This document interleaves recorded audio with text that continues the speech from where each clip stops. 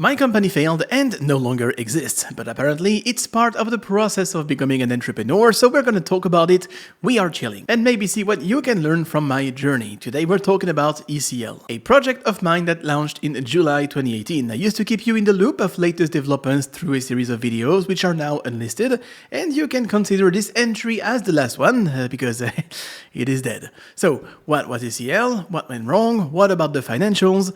Let's get to the yapping. This bankruptcy is brought to you by Skinsmonkey, an easy-to-use trading site. And here's how it works. I have this open, I'm not gonna lie, it looks like garbage. It's even worse in game. So lucky me, I go on Skinsmonkey, put it on the balance, and I can trade with any other skins I see here.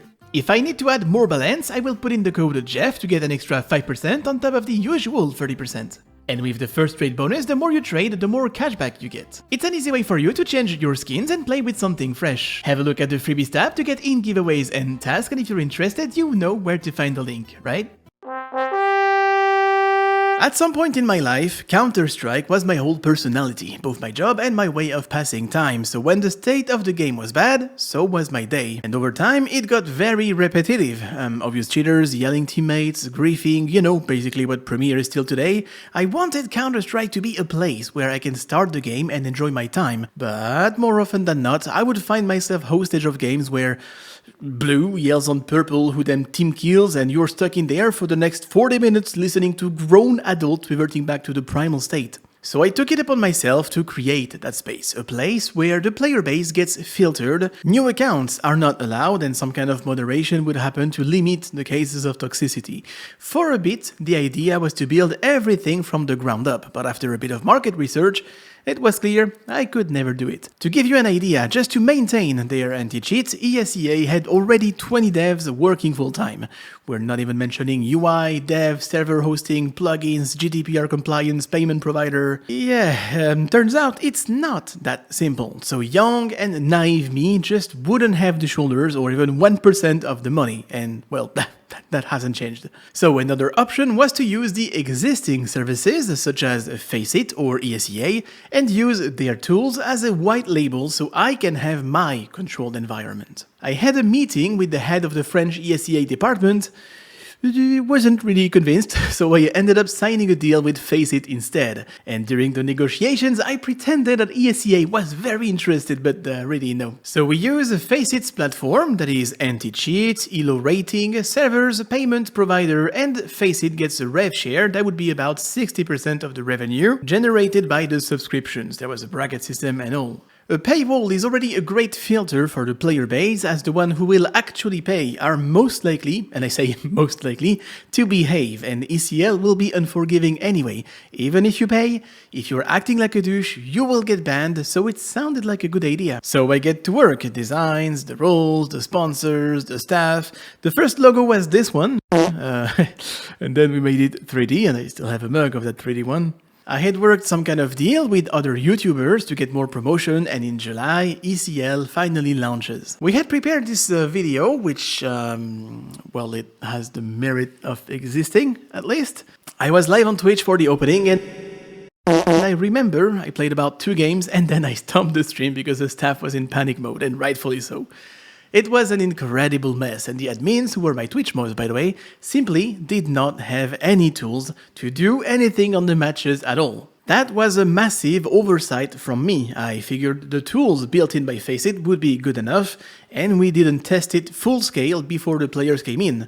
Once we went live, it turned out to be pretty much useless, leaving the admins powerless and unable to interact live on the matches, so we could only handle the problems after the matches were finished. So the first season was, well, messy, but the players stayed around because of the prizes in the leaderboard. I think the first season was a total of like 15,000 euros worth of skins and hardware, and oh boy, hardware, that was a mistake. We had to chase the winners to get their address and actually send them their prizes. So when it's a keyboard, you know, it's okay-ish. But when it's a 40-kilo chair that I have to send all the way to Albania, the guy doesn't answer the door for some reason, and now, for some other reason, the chair is back to the warehouse, so I have to send it again all the way from France. And I'm not kidding, in some cases, the players that would have played maybe 300 matches during the month, right? They grinded for it, they won a prize, but still, they would never reply when we were asking them where should I send it. Oh, and what's that now? UK left Europe, and now all the prizes are stuck at the custom border? Oh, cool. Then you have to keep track of what gets delivered, what arrived, what came back. This player says the GPU arrived broken, so like, what do I do? What's the process? Luckily, we managed to outsource most of the process, but again, that doesn't come free. A few months are going to pass, and in the meantime we've been working pretty hard internally so we can finally release ECL 2.0. This time with a more trendy logo and only digital prices. By the way, finding a logo is a horrendous experience. I went in every direction. Anyway, ECL 2.0 was a much better product. The players can send the reports on our website and they will see the sanctions being applied. We had plans to build a rating system of our own. The staff had actual paid positions who would be online every day at certain hours. We developed a bit of stuff to improve the support, a few technical things like an auto-join for Discord, and a lot of quality of life for both the players and the staff really. With 2.0, we also joined the FPL circuit as the highest division legends would offer a few spots to a qualifier that will eventually get you on track. Overall, the release of 2.0 was actually great and the product of ECL was innovative. Our competitors would straight up copy our stuff and honestly, I kinda took a bit of pride in that. And that's basically what ECL was at this point. A heavily moderated competitive league with a bunch of prizes to win and live support. And, well, that wasn't actually my idea. Like, it evolved that way because of whatnots, but that's not really what I had in mind when I first designed ECL. So, what went wrong? Well, a bunch of stuff. First, the average player does not want to pay to play. Like, even if they're gonna put 30 hours a week in the game and they know it will probably have a better experience, they won't do it. And I don't think it's about the amount of money, but they seemed repulsed by the idea and the friction of it. Because of that, the ones who will be willing to pay are usually the competitive ones, which means they want to win, and when they don't, they get angry and eventually toxic, but because it's moderated, instead of insults, they will resort to the passive-aggressive remarks like, you know, oh yeah, nice, very nice pick, green, yes, you're very good, nice pick, you know, it's, well, not really an insult, still very annoying though. Number 2, the scalability of ECL was really bad. Like, because of how much we would have to micromanage the players, more players would simply mean more staff, and honestly, it's an annoying job. The usual admin call will go like this. Blue is upset because, well, I don't know, green went B instead of A, so he pauses the match and calls an admin. The admin joins the channel, has to understand what's going on, try to resolve it, while the player argue and yell more often than not. And during that time, everyone else in the match is just there, waiting, because the match is on pause. Some players would even call us the European Pause League because of that. If you think entitled Karens are bad, wait until you see an angry CS player who just lost the game and then got banned for a week for saying racist stuff. I can't even count how often my Twitter got spammed by players swearing on their mom they did nothing, so I checked the backlogs and they actually went full nuclear. Like, you know, they have no shame. They will try to get away by every means possible. Honestly, it was very hard not to dislike some of the players. Like, most would usually be chill, but a portion was despicable. Hello, Tios. Tios. Hello. What's going on? Fucking French cunt. You should kill yourself. Fucking homosexuals like you should fucking piece of shit. So as time went on, the staff got burnt out and I can't really blame them. I've seen the screenshots of what the players would say, and if it's your job to receive death threats on the daily, I understand it might not be motivating. It was a lot worse for girls, by the way. When we had female admins on duty, I can guarantee you all the bigots were at it. And I didn't even begin to mention how much work was needed to check the potential Smurf accounts. We had to dig pretty deep. Sometimes we would go and download old GoTVs from a few years ago to compare the voice and verify if it's a bot account and the voice changed. We also had multiple occasions of match fixings where, just before the season ends, a player would throw the game on purpose to offer the win to his friend friend in the other team so he can snipe a better price at the last minute. All of this is something the players wouldn't see, but again, that demands a lot of manpower, which of course comes with a cost, and that cost is the scalability was ass. ECL outlived many others, and we've seen the ecosystem change around us. Now, one of the main challenges of ECL was getting started every day. You need 10 players in the queue at the same time for a match to happen, and once that match is ongoing, the players will join to be on the next one, so it snowballs from here. But early morning, when nobody plays, it is really tough to get it started. And as a player myself, I sure don't want to wait an hour before I can actually play. Faceit released a better product in that regard, which they called the clans. Instead of needing 10 players to start a match because they will play against each other, now you only need 5 and they are going to be put against 5 other players from the Faceit queue, which means the queue times are significantly lower. So this plus that, and over time, the product of ECL became outdated. I've learned a lot of stuff while doing ECL, but most of the time it would look like this. I want that. The technical limitation of being tied to Faceit only allows me to do this, so I end up doing a weird in-between that would usually create a lot of friction for the player and still not live up to what I wanted. My hands were tied anyway, not like I could branch out on my own and absorb the cost, and well, actually my contract with Faceit would prevent me from doing so.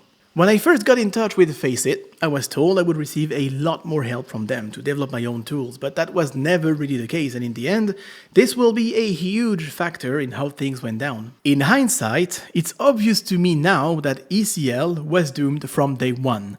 The day I signed a contract and built the project by making it dependent on a third party, Faceit in this instance, is the day I should have known it will not last. And that doesn't mean Faceit is the bad guy, but if you think about it, ECL was basically a parasite, and I think they realized it doesn't make sense to help us grow more than it makes sense to improve their own service based on the results they see from that parasite. Some kind of experiment to see what features is worth adding to better your own service, and over time, Faceit had no reason to keep ECL alive. And again, that doesn't make Faceit the bad guy of the story. It would have been the same with any other third party. I only wish the guy I was in touch with back then would have been more transparent on that part, and that's a lesson for me to learn. Trust, but verify. You know, it's on me as well.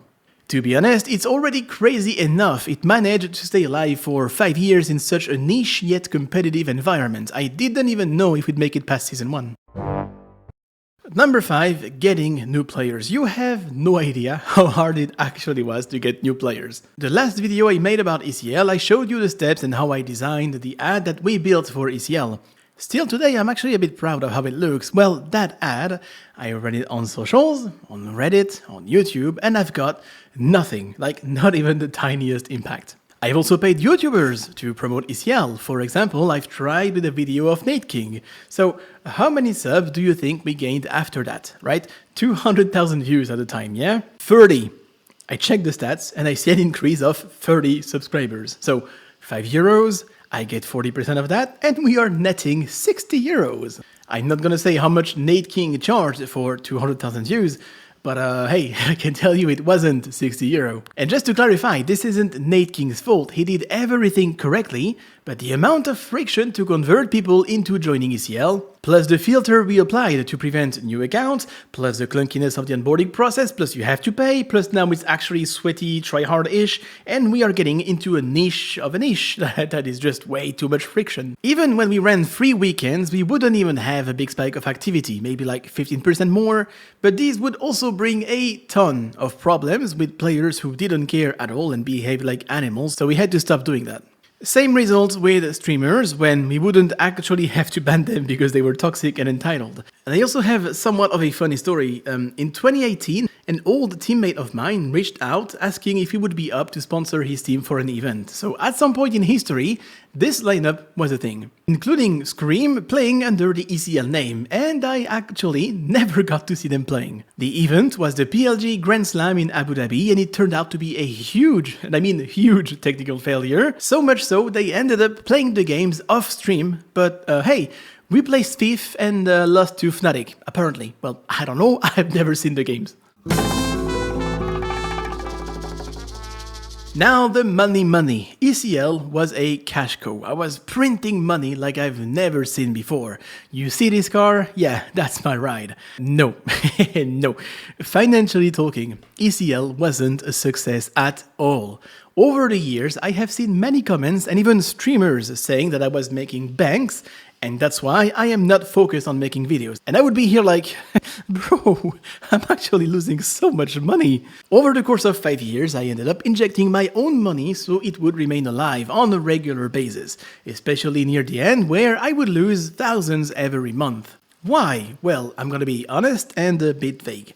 I cared about the people who were working for ECL, and I didn't want them to lose their job, which led me to pushing back on the decision of cutting the loss again and again. I was injecting money from my own YouTube videos into ECL, like there's been ups and downs, it wasn't always at a loss, but more often than not it was, and if I didn't sign some kind of packages where I would sell my videos short so that ECL gets in the bundle, it would have died sooner for sure. The last year, ECL was averaging below 2,000 subscribers per month, so €5 each, Faceit gets 60%, I get 40, that's €4,000 to manage the cost of 3 full-time, 2 part-time in Western Europe. Servers, dev, domain, maintenance and whatever cost randomly shows up in the everyday life of a business. The sponsors would typically only cover the prices of the leaderboards. The highest sub count we've ever had was during the lockdown of COVID. It went up to 6,000 subscribers, and while that sounds great, it just means you've got more players, thus more issues, and thus you have to hire more people and there goes your profits. Which is why I mentioned earlier the scalability of ECL was terrible. With such a bad business model, you have to reduce the cost, and the main expense of ECL, manpower. How do you reduce it? Well, men down, I guess, so I should hire less, in which case the quality of the service would go down. Or you can hire cheaper. Over the years, I've received a few spontaneous mails asking for jobs in ECL from Pakistan, for example. The guy was offering to work for me for 50 hours a week for €200 a month. So I guess, yeah, that would be a financial situation, I guess. But ECL was European based, and I felt like it really wouldn't be okay to fire everyone and start something new like that. And like I said, I cared about the people who had a job there, so that was never an option. There was another way to improve the financials and maybe turn a profit. That would be by signing a CSGO gambling site as a sponsor. I received offers that would triple the outcome all at once, but as you know, it's something I was against. However, at this point, ECL wasn't the only league on Faceit, and that means the competition is gonna have bigger budgets than you, because they have the sponsors and you don't, so that's a double punishment. So promotion wouldn't bring any new players. We would shrink our active player base by banning the toxic ones.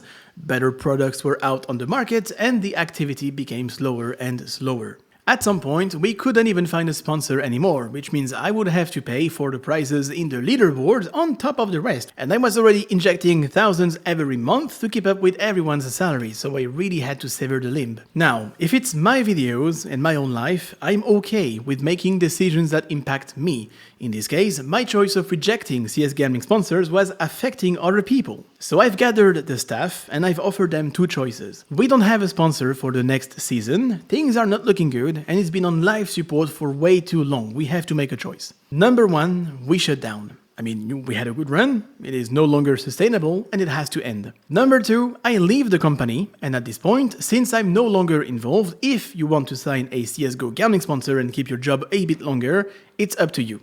They chose the second option and I left the company. I still helped on a few bits to make sure the transition goes smooth, but I was out.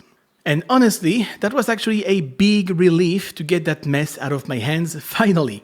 They will manage to keep the company running an extra few months before shutting it down, and that was the end of ECL.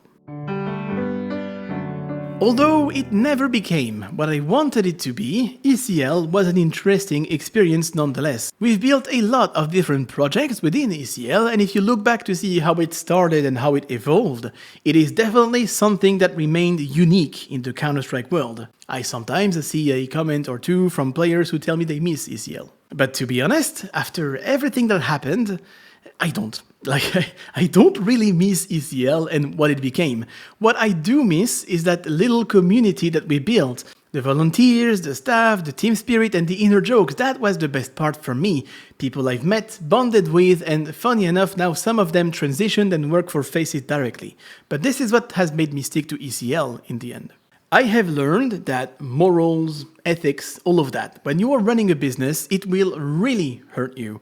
And I've been at the crossroad multiple times, and maybe if someone else was in my spot at that time, they would have taken a different road. Gambling sponsor since day one, cheaper workforce in a distant country, and you've got yourself a money printer. Would it be wrong? Would it be right? Would it be better? Hear me out. No one fucking cares except you. At the end of the day, it is down to this, you. What you deem acceptable and where you draw the line. What is your goal? Printing money at all costs to build something healthy? Whatever it is, ask yourself that question before you get into it. Because when it's time to choose, you will have to stick to your choices to make it work. In my case, I treated ECL like a family business. It was very amateur, and I've put the people first. For better or worse, that's what I did. And I can torture myself again and again about the what ifs. It's not gonna change much today. So that's my experience with creating a business in the Counter-Strike environment. Currently, I have nothing ongoing. I'm looking at a few ideas. Maybe I should try to revive the hype around NFTs because that was a great time to be alive. But anyway, if you've made it this far, I appreciate you. Have a good day and poster check.